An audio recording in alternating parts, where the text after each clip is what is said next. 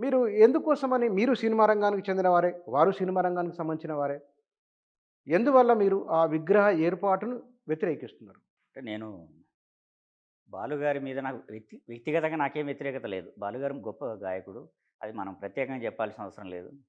బాలుగారి ప్రతిభ గురించి ఇక్కడ చర్చ కాదు. ఇక్కడ నేను ఒక సినిమా డైరెక్టర్‌ని కాకుండా తెలంగాణ ఉద్యమంలో పాల్గొన్న వ్యక్తిగా, తెలంగాణ వాడిగా నేను ఇక్కడి ప్రాంతీయ అస్తిత్వం గురించి, ప్రాంతీయ స్పృహ నేను కలిగి ఉండాలి తప్పకుండా. ఆ కోణంలో నేను మాట్లాడుతున్నాను. బాలుగారి మీద నాకు ఎలాంటి విభేదం లేదు. బాలుగారిని అభిమానిస్తాను. ఎందుకంటే మంచి గొప్ప గాయకుడు. నా సినిమాలో కూడా ఆయన చేత నేను పాట పాడించాను 'నగరం నిద్రపోతున్నాయి'లో. తప్పనిసరిగా నా సినిమాలో ఆయన పాట ఉండాలని నా మొదటి సినిమాలోనే ఆయన పాట పాడించాను.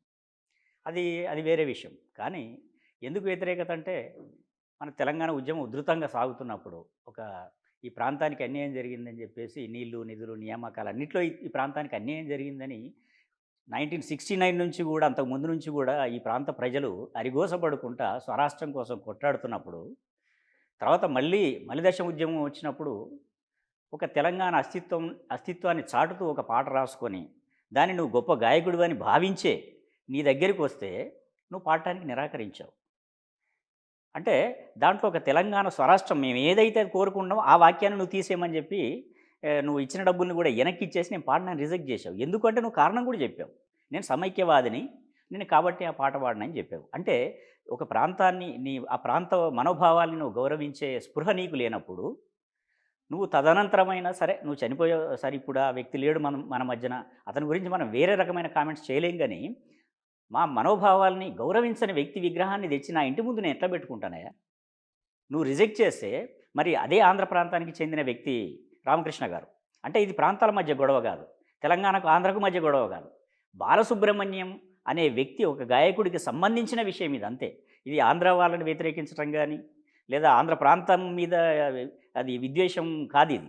ఒక బాలసుబ్రహ్మణ్య వ్యక్తి ఒక ప్రాంత ప్రజల మనోభావాల్ని గౌరవించలేదు గనక, కనీసం అంటే తను ఎన్నో క్రిస్టియన్ గీతాలను పాడాడు.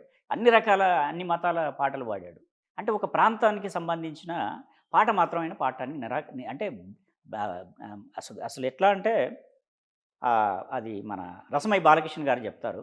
ఆయన ఎళ్లి డబ్బులిచ్చిన తర్వాత డబ్బులు తీసుకొని, మళ్ళీ అక్కడ ఎళ్లి పాట చూసిన తర్వాత దాంట్లో ఉన్న లైన్ చూసి మళ్ళీ డబ్బులు వెనక్కిచ్చి నేను పాడనని చెప్పాడంట. అంటే నీకు నీ ప్రాంతీయ స్పృహ ఉన్నది. అంటే నీ ప్రాంతం అంటే తన తన అభిప్రాయం తనకున్నది. నీ నీ ప్రాంతం పట్ల నీకున్నది అభిమానం ఉండదు. దాన్ని గూడా మనం డిబేట్ చేయట్లా. అవును. ఉండొచ్చు. నీ ఉంటది. ప్రాంతం మీద నీకు అభిమానం ఉంది. ఓకే. ఉంటది. Quite fine. న్యాచురల్. దాన్ని ఉండాలి గూడా గూడా. దాన్ని గూడా స్వాగతిస్తున్నాం, గౌరవిస్తున్నాం. నీ భావ ప్రకటన స్వేచ్ఛ నీకుంటది. అట్లాగే ఎదుటి వాళ్ళకి గూడా ఉంటది గదా! వాళ్ళ భావాల్ని గూడా నువ్వు గౌరవించాలి. నీ భావాల్ని వాళ్ళు గౌరవిస్తారు. ని మేం మేము ఒక గాయకుడిగా నువ్వు ప్రాంతంతో సంబంధం లేకుండా నిన్ను అభిమానించాం. నెత్తిన పెట్టుకున్నాం. మరి ఆ ప్రాంతాన్ని అభిమానించే స్పృహ నీకు లేనప్పుడు, నీ విగ్రహం మా నడిగడ్డన, మా కల్చరల్ సెంటర్ అసెంబ్లీ ఎదురుగా మేమెట్లా పెట్టడానికి మేము ఒప్పుకుంటాం? కానీ ఒక మాట, కాస్త విశాలంగా ఆలోచిస్తే గనక, మన మధ్య లేరు వారు. తెలుగువారికి ఒక 30, 40 ఏండ్లుగా సాహిత్యాన్ని నేపథ్య గాయకులుగా ఉన్నారు వారు.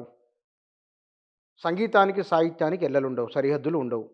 అలాంటప్పుడు సంగీత సాహిత్యాల నేపథ్యం ఉన్న ఒక ప్రఖ్యాత గాయకుని విగ్రహాన్ని అడ్డుకోవడం సమంజసమేనా? Number okay. Number number 2.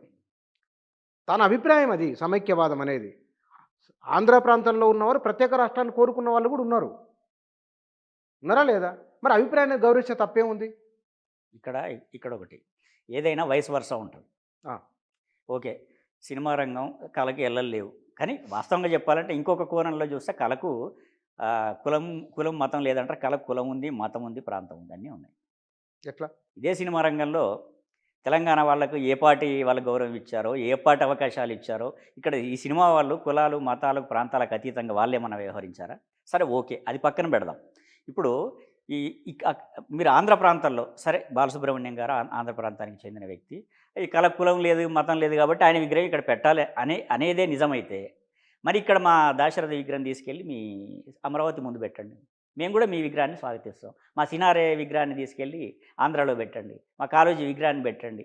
మా గూడ అంజన్న విగ్రహాన్ని పెట్టండి ఆంధ్రాలో. మీరు పెట్టగలుగుతారా? ఆ మాట కనీసం ఇప్పుడు చెప్పగలుగుతారా? లేదండి మనకి ప్రాంతం అది కళకి ప్రాంతం, కులం ఏదీ లేదండి. మేము కూడా మీలాగే మేము స్వాగతిస్తామని ఒక మాట చెప్పమనండి ఎవరినన్నా. వాళ్ళు చెప్పగలరా? పెట్టగలరా?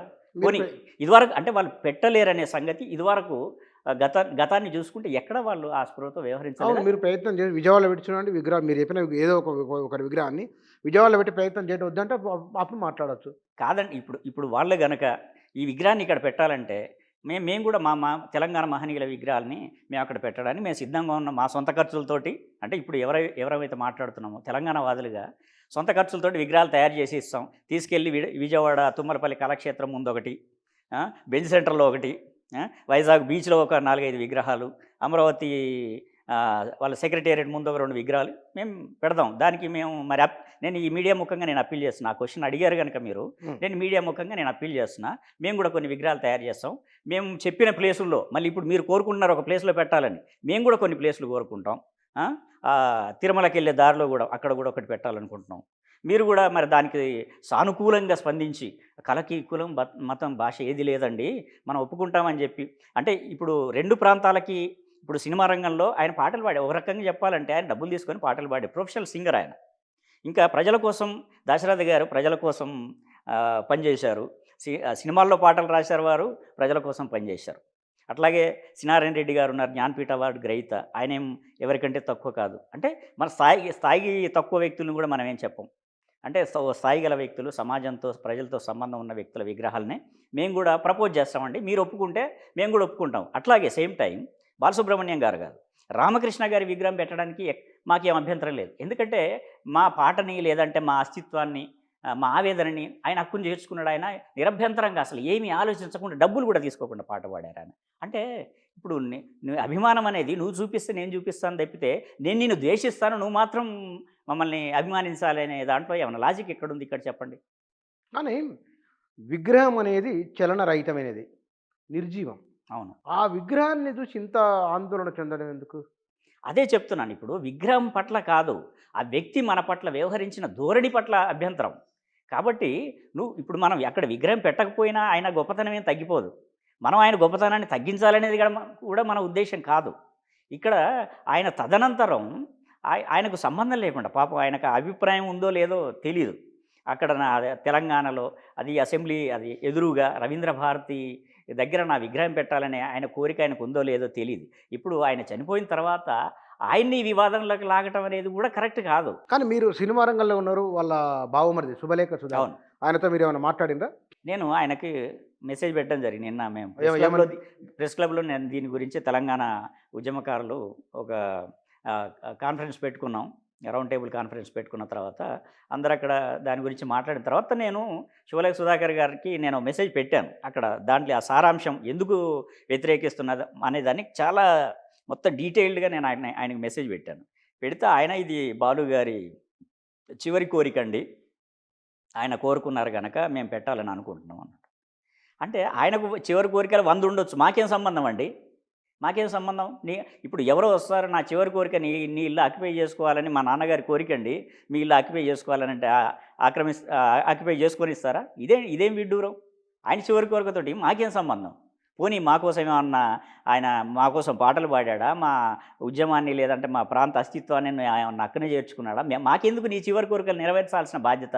మాకెందుకు? నువ్వు పుట్టి పెరిగిన ప్రాంతంలో పెట్టుకో, నీ ఇంటి ముందు పెట్టుకో, ఇంటికో విగ్రహం పెట్టుకోండి. ఎవరు వద్దంటున్నారు?